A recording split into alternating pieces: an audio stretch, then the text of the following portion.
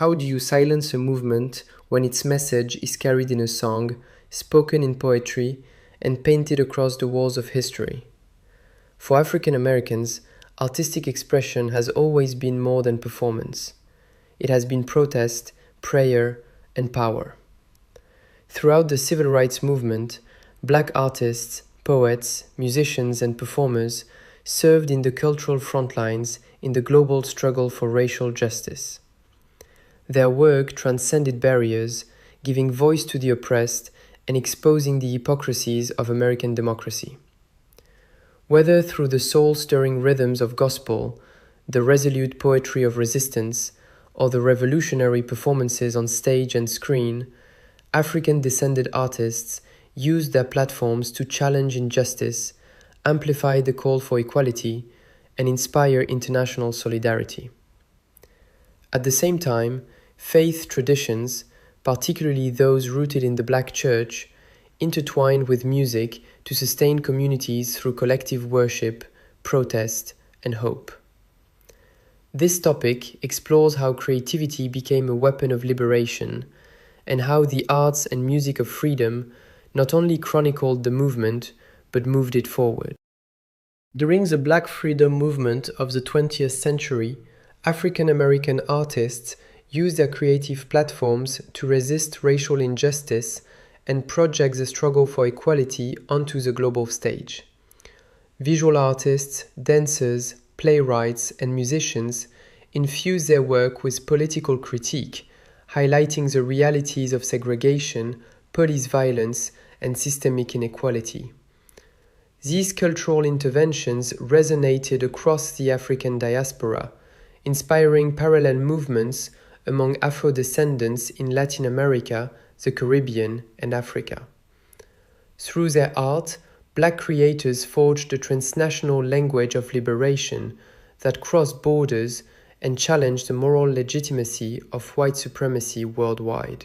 Poets such as Nicolás Guillén, a leading voice of the Cuban negrismo movement, forged literary bridges between the Americas.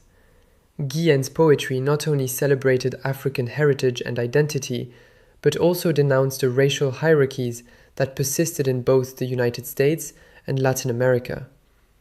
His work made clear that anti-Black racism was not confined to one country. It was a global structure of oppression. By connecting the violence of US segregation with racial injustice across the hemisphere, poets like Guillén helped internationalize the moral urgency of the civil rights movement. Nicolás Guillén's 1958 poem, Little Rock, offers a searing poetic response to the violent backlash against school desegregation in the United States, specifically the crisis surrounding the Little Rock Nine in Arkansas in 1957. Guillén, a Cuban poet of African descent and a central figure in the negrismo movement, uses verse to condemn the hypocrisy of a nation that claimed to champion democracy abroad while denying basic rights to Black children at home. In Little Rock, Guillén depicts the young students not as isolated figures, but as global symbols of dignity and resistance in the face of hatred.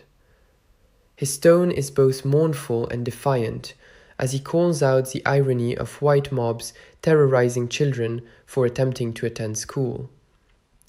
By addressing American racism from outside US borders, Guillén positions himself as part of a broader Afro-diasporic tradition of solidarity, critiquing imperialism and white supremacy through a poetic lens.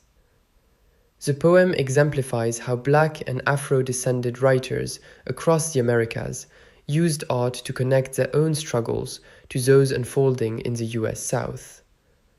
Guillén's words reflect not only a condemnation of segregation, but also a commitment to transnational justice, amplifying the global dimensions of the civil rights movement. A blues cries tears of music in the clear morning air. White South draws its lash and strikes. Little Black children pass through pedagogical rifles to their school of terror. Once inside the classroom, Jim Crow will be their teacher, sons of Lynch their playmates. And there will, at every desk of every child that's Black, bloody ink, and flaming pens. This is the South, the never-ending curse of South.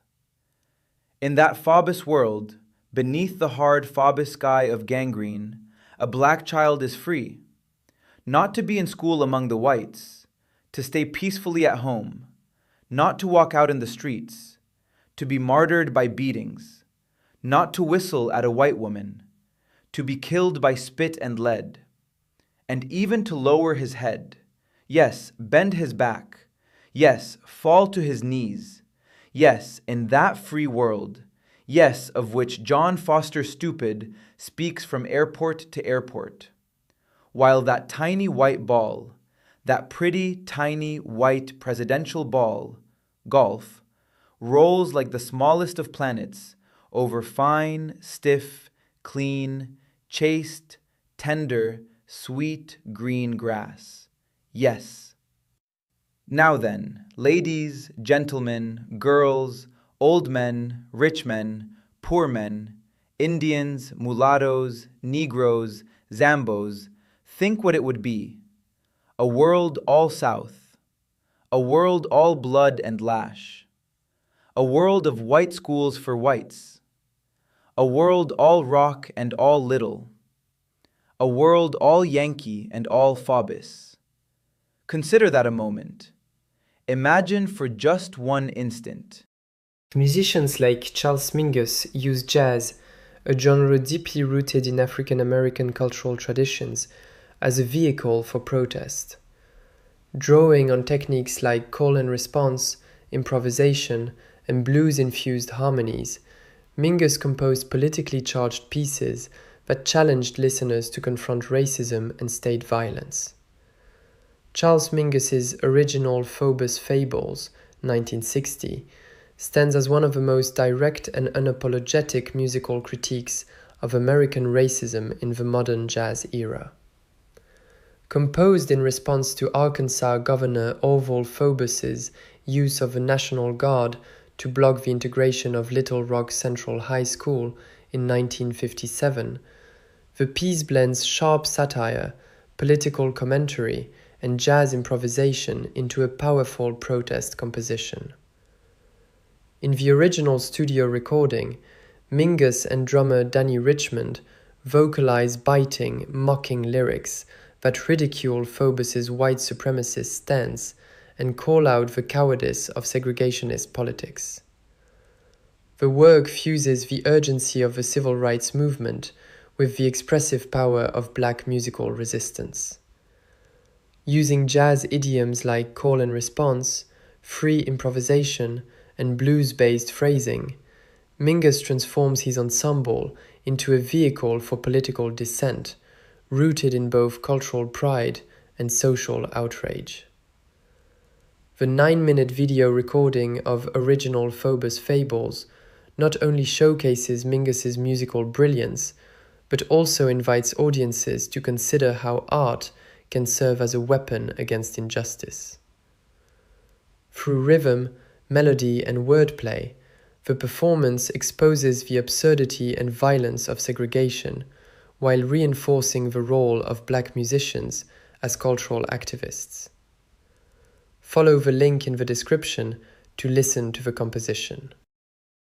During the civil rights movement of the 1950s and 1960s, faith and music were powerful forces of inspiration and community mobilization. Many of the era's most enduring freedom songs emerged from the black church, drawing from hymns, spirituals, gospel music, and labor chants.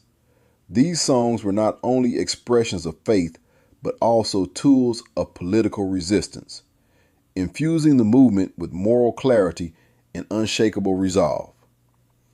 Churches served as both spiritual sanctuaries and strategic centers where music unified communities and prepared them for protests.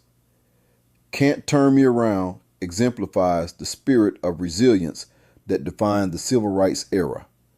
Performed during marches, in mass meetings, and behind bars, the song, rooted in gospel call and response traditions, functioned as both a rallying cry and a source of collective strength in the face of systemic injustice.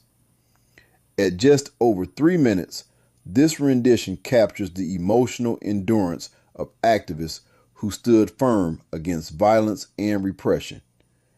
Its repetitive, affirming lyrics reinforced solidarity and reminded participants that their cause was both just and unstoppable.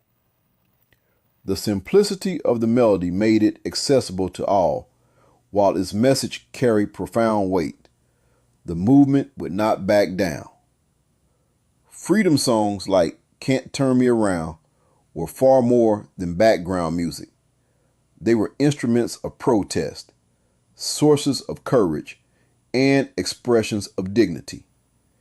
As a cultural artifact, the song offers deep insight into how music sustained the emotional and spiritual infrastructure of the Black freedom struggle.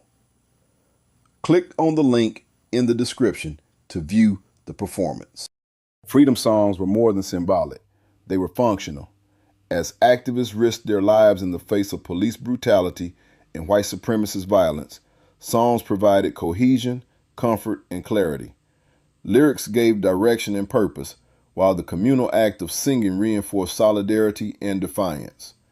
Whether sung in churches, on buses, or in jail cells, freedom songs articulated a vision of a more just and inclusive future and reminded participants that they were part of a moral tradition far larger than themselves. No song captured the spirit of the civil rights movement more profoundly than We Shall Overcome. Often sung during marches, protests, and imprisonment, the anthem became a sonic symbol of collective endurance. Dr. Martin Luther King Jr. recognized its power, referencing the song in his 1966 speech of the same name. The song's simple structure and powerful message made it easy to learn and difficult to ignore. As voices rose in unison, We Shall Overcome transformed protest into prophecy, declaring that freedom was not only possible, but inevitable. In the book, Why We Can't Wait, Dr. Martin Luther King Jr. offers a vivid account of the Birmingham Campaign, one of the most strategically significant and morally compelling in the civil rights movement. The book recounts the transformative events of the spring of 1963, when local activists, youth, clergy, and national leaders converged in Birmingham, Alabama, to confront the entrenched system of Jim Crow segregation.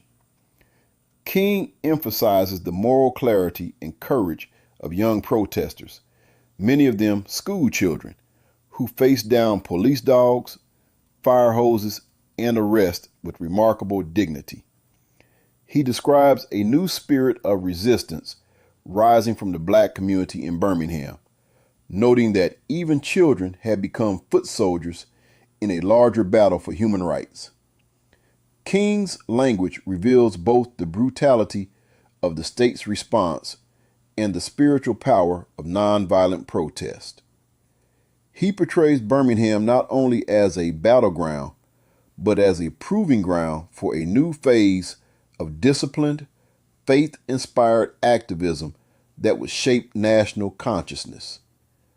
The work exemplifies King's ability to combine strategic insight, historical narrative, and moral vision.